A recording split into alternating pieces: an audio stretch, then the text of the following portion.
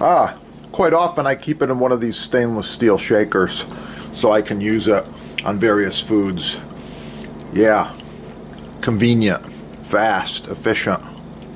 I like it.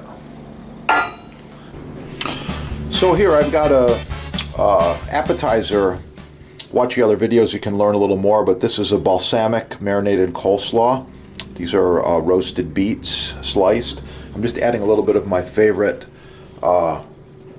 Hatch chili powder to this egg, and it's going to be really, really good. I already know that, but I just want to show you some of the things you can do once you got the good stuff. There we go.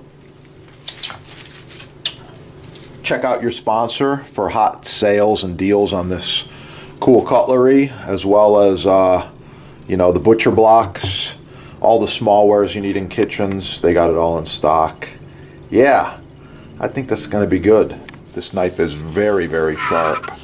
Okay, it's not even puncturing my thumb here. Okay, really, really nice. So if you're looking for the good stuff, right there, your sponsor. Thanks for watching. Keep cooking. Have a great day.